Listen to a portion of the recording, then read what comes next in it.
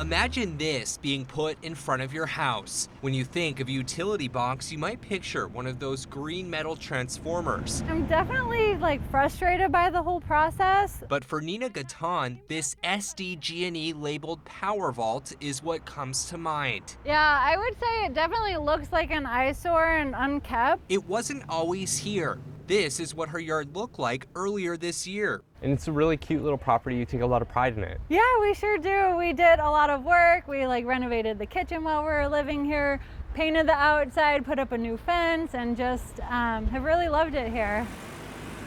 Back in April, Ghatan says she got a call from the tenant she rents her house to. A contractor had told the renter they'd be trenching.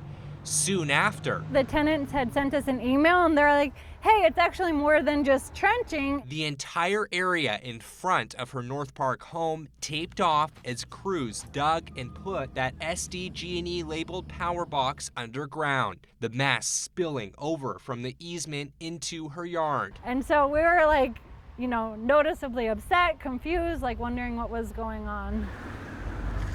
So how did this happen? The owner says during a meeting with a city engineer, she found out her property line doesn't actually start here at the sidewalk. Instead, it's 14 feet from the curb. Oh, the whole thing's a mess. Tom Halse lives next door. He says he didn't enjoy seeing this dump truck sit in front of his house as the utility vault's installation dragged on during the spring. City projects need to be more thought out. I asked the city how this happened. A spokesperson told me the vault is in the city's right-of-way and not on private property.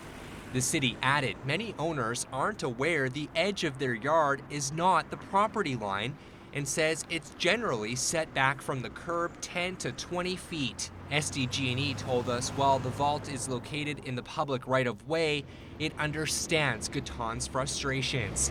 The utility company says the location came after a thorough vetting process with engineers, city inspectors, and the developer. So who was the contractor that installed the vault?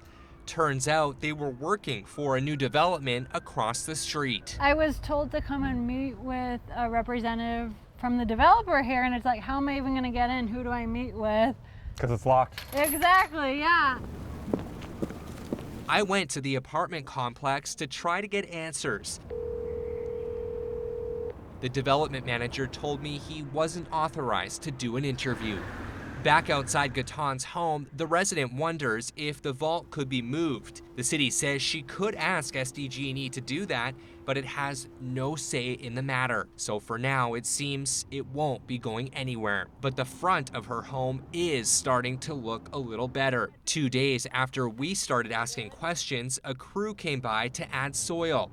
And Ghatan says the developer called offering to do even more. She says he's going to place sod, rocks, and plants around the vault, a gesture that will hopefully make the area a little nicer to look at. Austin Grabish, ABC 10 News.